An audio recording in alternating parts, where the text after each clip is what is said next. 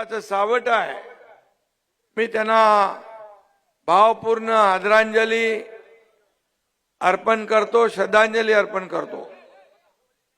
दुसरीकडे निवडणुका आहे, अशा कठीण प्रसंगात प्रचार करण्याची वेळ आपल्यावर आलेली आहे। कारण या निवडणुका कार्यकर्त्यांच्या आहेत। नेत्यांच्या निवडणुका झाल्या लोकसभा आणि विधानसभेच्या, त्या निवडणुका हेच कार्यकर्ते जे व्यास इथं उमेदवार आहेत ना, हे कार्यकर्ते आज जे उमेदवार आहेत तेच आपल्याला निवडून देतात। आमदार, खासदार, मंत्री, मुख्यमंत्री, उपमुख्यमंत्री सगळे आम्ही बनतो। पण मग कार्यकर्त्याच्या निवडणुकीमध्ये देखील आपण तेवढ्याच मनापासून काम केले पाहिजे, तेवढेच कष्ट घेतले पाहिजे। ही कार्यकर्त्याची भूमिका असते। आणि शिवसेना हा कार्यकर्त्याचा पक्ष आहे। इथं कोणी मालक नाही, कोणी नोकर नाही, इथं सगळे कार्यकर्ते आपण आहोत। माझ्या सकट शिवसेना हा कार्यकर्त्यांचा सन्मान वाढवणारा पक्ष आहे। कार्यकर्त्यांना परिवार कुटुंबाप्रमाणे वागवणारा पक्ष आहे।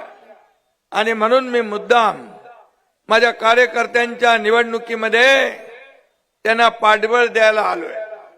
माझ्या लाडक्या बहिणी भावांना, शेतकऱ्यांना विनंती करायला आलोय की हे जे उमेदवार आपले, या सर्व उमेदवारांना आपल्याला विजयी करायचंय।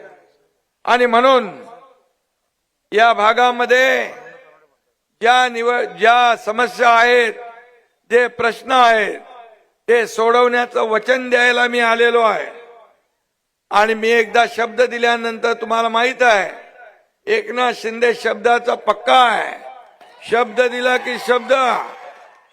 आणि म्हणून मी आपल्याला एवढंच मागणं मागतो की एवढी विनंती करतो, लाडक्या बहिणी पण इकडे मोठ्या प्रमाणावर आहेत। आणि ज्या उमेदवाराच्या माग महिला, त्याचा मतपेटीत नंबर पहिला। हे समीकरण म्हणजे लाडके भाऊही आहेत, तुमच्याशिवाय काय होत नाही। आणि म्हणून मी विधानसभेत पण पाहिलं, मी मागच्या नगर परिषदेमध्ये पाहिलं, महापालिकांमध्ये पाहिलं, माझ्या लाडक्या बहिणी अगदी शेवटपर्यंत वाट बघत राहायच्या, या भावाला आशीर्वाद द्यायला थांबायच्या। त्यांच्या गर्दीवरून मला अनुभव आला की जिथं जिथं लाडक्या बहिणींची संख्या मोठी, तिथं तिथं आपले सगळे उमेदवार जिंकले। कारण लाडक्या बहिणी आमच्या भावानं पण सांगायच्या, बिलकुल दूसरा कुछ नहीं चलेगा, धनुष्यबाण चलेगा।